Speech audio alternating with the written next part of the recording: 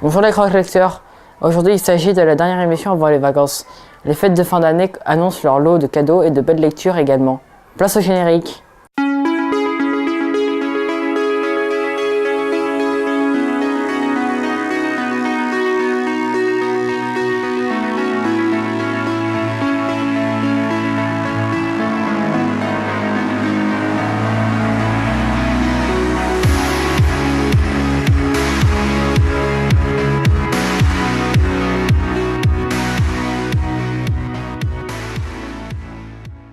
Cette semaine, on se retrouve pour une nouvelle émission consacrée aux éditions du Muscadier. Après nous avoir parlé de leur dernier titre paru, vous aurez droit à une chronique de Fabien sur le livre Plastic Apocalypse de Arthur Ténor. Fabien, peux-tu nous présenter les dernières parutions des éditions du Muscadier que nous suivons activement ? Le 18 octobre sont sortis 4 nouveaux titres toujours aussi engagés dans la collection Restez vivant. Le premier est intitulé « C'est écrit sur les lèvres de Brigitte Aubonnet », raconte la rencontre entre deux jeunes adolescents sourds dont les familles ont des points de vue différents. Le deuxième, Je les entends nous suivre, est une histoire d'amour originale. Ensuite, Fanny van der Merch écrit un très bon roman sur la dyslexie avec 10 Ferrand. Enfin, le dernier ouvrage est un recueil de nouvelles de Jean-Luc Luciani, Sable émouvant. C'est l'heure du plat du jour. De quel roman vas-tu nous parler ? J'ai choisi Plastic Apocalypse, un livre de science-fiction écrit par Arthur Ténor, édité chez le Muscadier dans la collection Restez vivant. Il est disponible au prix de 9,50 €. Maintenant, peux-tu nous en faire un petit résumé ? Alexandre est le fils du célèbre docteur Karadine, scientifique dans les laboratoires de biotech. Lui et ses collègues travaillent sur une bactérie mangeuse de pétrole pour la transformer en bactérie mangeuse de plastique. Les tests se passent bien et la commercialisation du Plastivorax Bluterix est annoncée. Mais lors de la présentation TV du Plastivorax, le plus jeune des collègues de Monsieur Karadine, Lionel, vient sonner chez eux. Alexandre, pour la première fois, espionne son père et apprend que le Plastivorax contient une spore. À la fin de la conversation, Alexandre, intrigué par le mot spore, qui lui semblait important, va dans sa chambre rechercher la définition sur internet et découvre que cela permettra au Plastivorax, censé mourir dans les 10 minutes, de survivre grâce à cela. Cette capacité combinée à la reproduction instantanée pourrait causer un raz-de-marée de suppression du plastique. Quelques jours plus tard, un avion se crache sans raison et n'est pas retrouvé. Malheureusement, Lionel se trouvait à bord de l'appareil. Un soir, Alexandre rentre du collège et monte dans sa chambre pour surfer sur internet. Tout en goûtant, malencontreusement, il renverse son jus d'orange sur son clavier. Il constate alors que le clavier fond.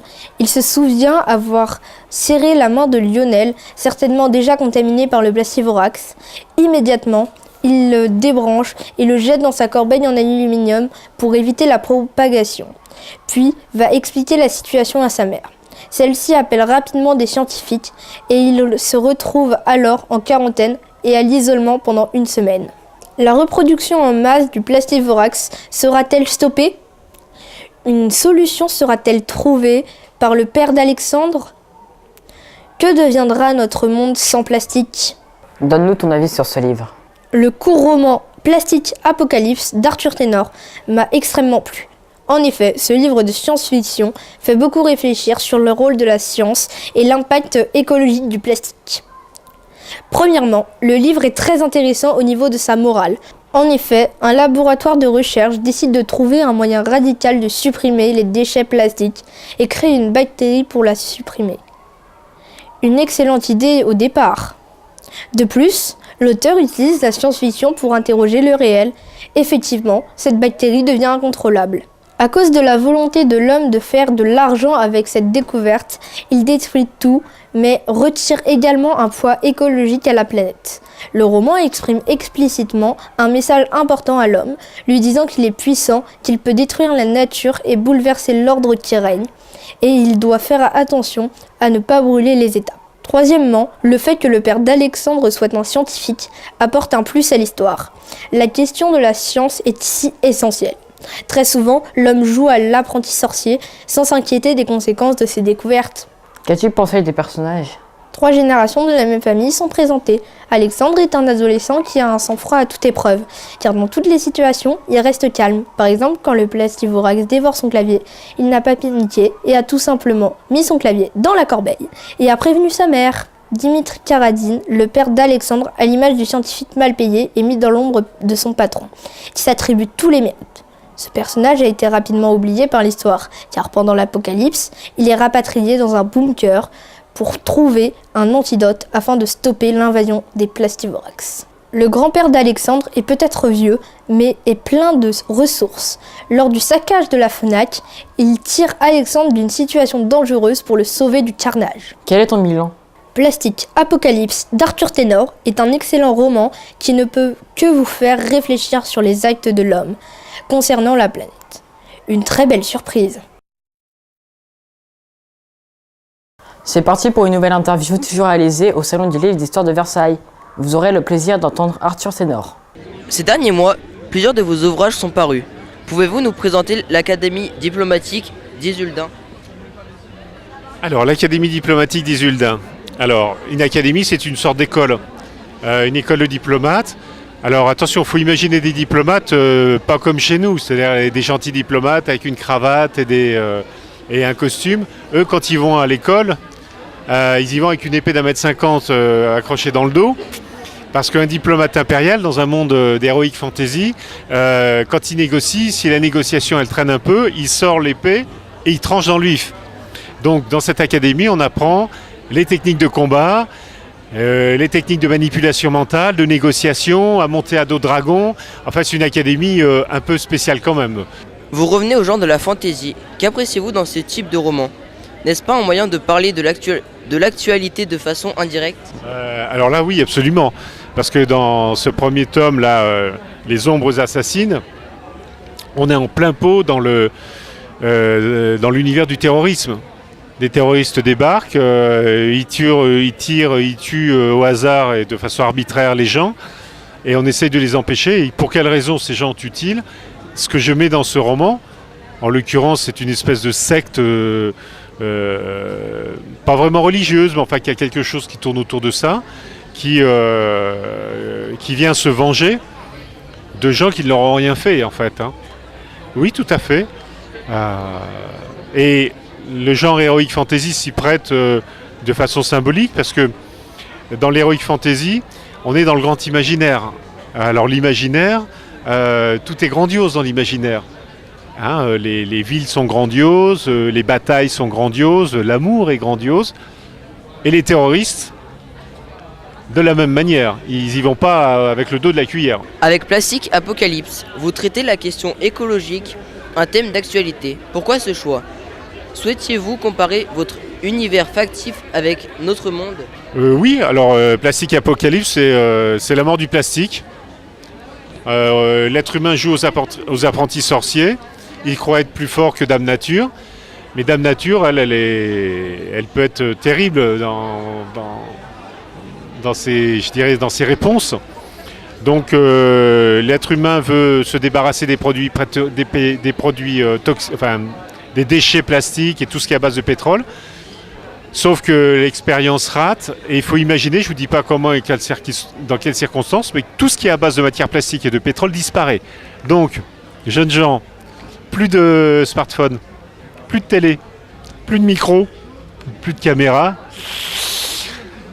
plus de baskets. T'as des baskets? Aïe aïe aïe mon pauvre, t'auras plus de baskets, elles sont belles tes baskets, hein, avec la semelle jaune, c'est fini parce que les baskets en plastique, clac. Et on revient en 3 semaines, 3 mois, au 19e siècle. Tu te vois revenir au 19e siècle? Comment s'est effectuée la rencontre avec Muscadier pour cette publication? Le Muscadier est moi je trouve que c'est une petite maison, mais c'est la Little Big Maison. Finalement, c'est des gens qui sont bourrés de talent, de volonté, qui se battent dans un monde qui est très cruel parce que nous les auteurs on se bat pour qu'ils soient mis en avant, certains libraires aussi, mais sinon on ne parle pas beaucoup dans les médias et tout ça de ces maisons et elles le méritent, d'autant que eux ils aiment traiter des problématiques qui sont chères à mon cœur, hein, à savoir l'environnement, mais c'est pas que, il y a des grands problèmes liées à la société, aux individus, aux souffrances humaines, et en même temps en donnant de l'espoir. Ce qui est important, c'est que c'est une maison qui aime traiter les sujets, mais en donnant de l'espoir. Il ne s'agit pas de plomber le moral des gens. Moi, Plastique et Apocalypse, je ne plombe pas le moral des gens. J'explique juste ce qui risque de se passer, mais en même temps, ça peut être un mal pour un bien, même s'il ne faut jamais souhaiter le mal pour le bien. Et le Muscadier, c'est des gens que je suis depuis longtemps, mais sans avoir trouvé le bon texte à leur proposer, jusqu'à ce que ça se fasse, et la rencontre s'est faite, et j'espère que ça continuera. Quelles seront vos prochaines purations? Pouvez-vous nous parler notamment de Smartphone Panic prévu en janvier? Alors, Smartphone Panic, c'est dans cette collection-là, chez Scrineo, donc des romans un peu collégiens d'aujourd'hui. Smartphone, le smartphone, quel instrument, c'est merveilleux, c'est fabuleux. D'ailleurs, c'est complètement hypnotique. On s'en sépare plus, on dort avec. Mais on n'imagine pas les dangers de cette petite fenêtre ouverte sur le monde. C'est une fenêtre par laquelle notre œil peut visiter le moindre recoin de l'univers, du monde. Mais de l'autre côté, l'univers entier, le monde entier peut traverser dans l'autre sens et venir regarder comment moi je vis. C'est-à-dire qu'il y a des dangers qu'on n'imagine pas dans l'univers du smartphone et des nouvelles technologies, parce que c'est tellement récent que voilà. Alors donc, je parle des grands dangers des smartphones. Il y a une jeune fille qui va se faire piéger, mais de façon terrible, par des gens mal intentionnés qui ont les technologies pour la manipuler et l'espionner. C'est la fin de l'émission et de l'année aussi. Toute l'équipe vous souhaite un joyeux Noël avec évidemment plein de magnifiques livres sous le sapin. Enfin, si vous avez été sage comme moi, bonnes vacances.